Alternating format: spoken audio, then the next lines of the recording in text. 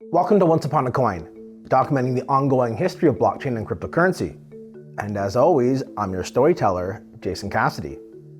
Today's story is about one of the very foundational pillars of cryptocurrency itself. When you first enter into the industry, you're going to find that there is a ton of blockchain networks already out there waiting for you to discover, and each one has their own pros and cons that you're going to have to evaluate. But far too little consideration and thus discussion ever takes place around what is powering everything under the hood: the blockchain's consensus mechanism.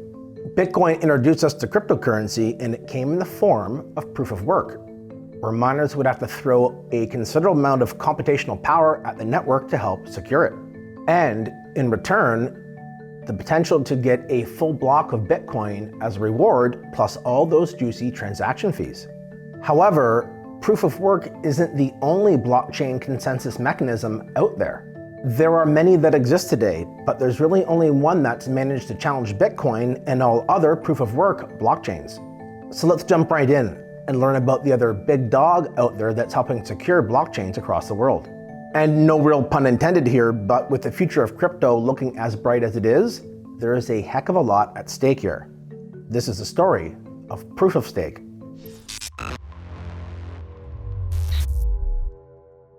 Sun cast a shadow, a digital line is coming over the mountain and over your mind. Go down to your Bitcoin, hang on for the ride. We're moving into the future, one block at a time.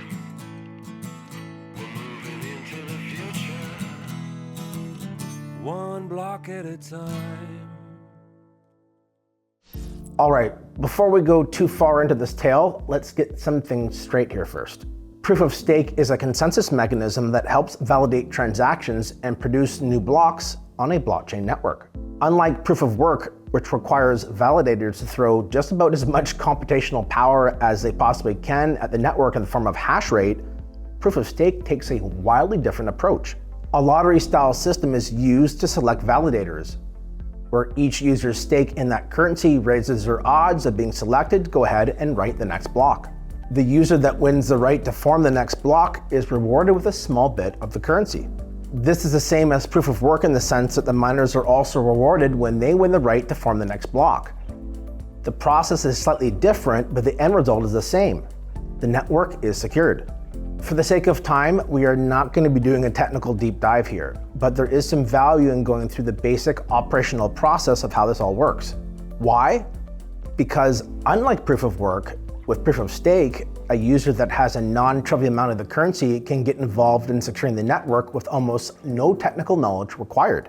The proof-of-stake algorithm uses a pseudo-random election process to select a node to be the validator of the next block, based on a combination of factors that could include the staking age, randomization, and the node's wealth.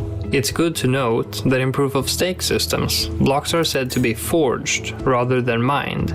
Cryptocurrencies using proof-of-stake often start by selling pre-mined coins, or they launch with the proof-of-work algorithm and then later switch over to proof-of-stake. Wherein proof-of-work based systems, more and more cryptocurrency is created as rewards for the miners. The proof-of-stake system usually uses transaction fees as a reward. Users who want to participate in the forging process are required to lock a certain amount of coins into the network as their stake. The size of the stake determines the chances for a node to be selected as the next validator to forge the next block. The bigger the stake, the bigger the chances. In order for the process not to favor only the wealthiest nodes in the network, more unique methods are added into the selection process. The two most commonly used methods are randomized block selection and coin age selection. In the randomized block selection method, the validators are selected by looking for nodes with a combination of the lowest hash value and the highest stake. Since the size of the stakes are public, the next forger can usually be predicted by other nodes. The coin age selection method chooses nodes based on how long their tokens have been staked for. Coin age is calculated by multiplying the number of days the coins have been held as stake by the number of coins that are staked.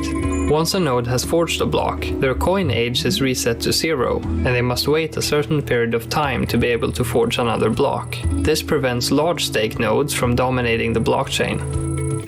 As you can see, while not perfect, Proof of Stake tries to get as many coin holders as possible involved in the securitization of the network by financially incentivizing them, as long as they've got something at stake. Proof of Stake was introduced to the cryptocurrency world all the way back on August 19th, 2012, on the legendary Bitcoin Talk Forum. Developer Sunny King debuted Peercoin, which would end up being the first ever cryptocurrency to be based on Proof of Stake.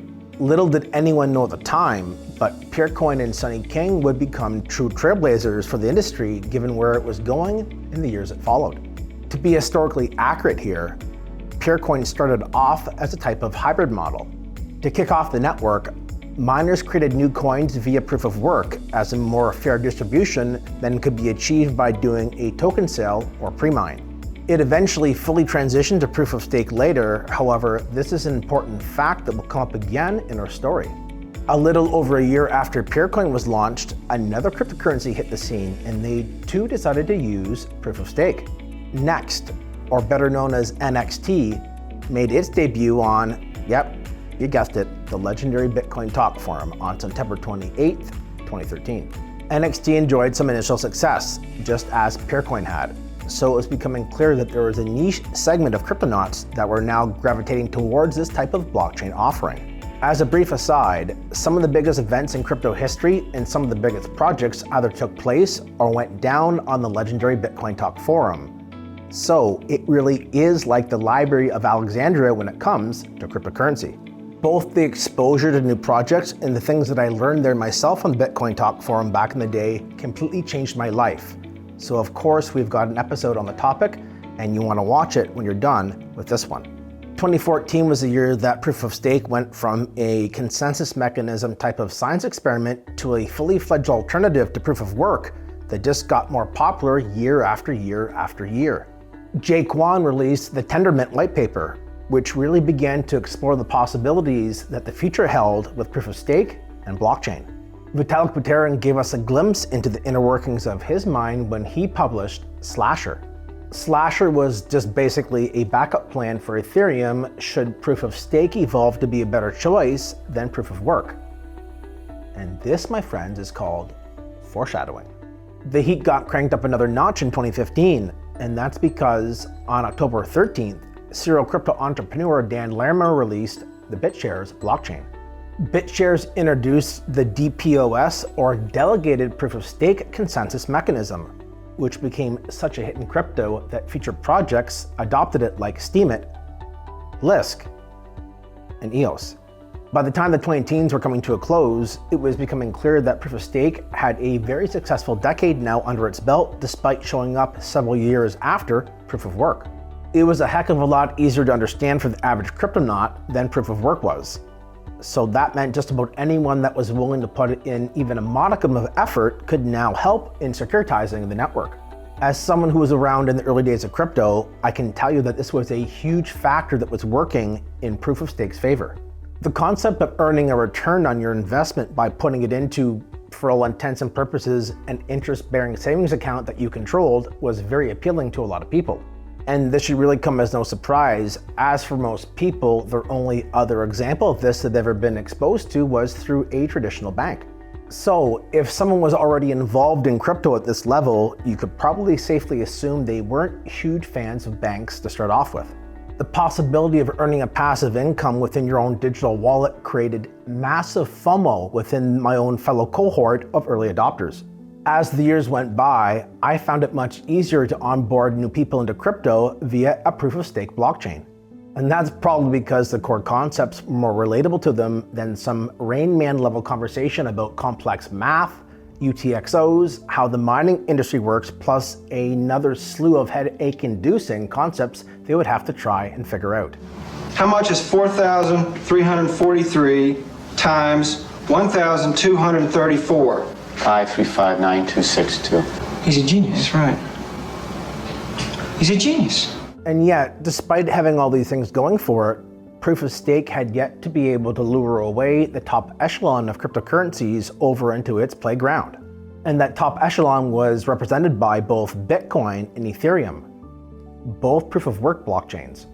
To somehow change the landscape in such a dramatic fashion, a new, more powerful narrative would need to be formed to convince blockchains to make the switch. And, if you can believe it, that's exactly what happened. The 2020s can be defined by many things so far, and one of them has been the push for a greener planet and a reduction in humanity's carbon footprint. Proof of stake always had the advantage over proof of work when it came to which one was more environmentally friendly. But now, this message was being pushed by major governments and big corporations, not just cryptonauts. Everyone was being encouraged to make changes within their industry and go green any way they could, and crypto was no exception. This turned out to be exactly the type of gentle nudging that was required to get the attention of the crypto big boys.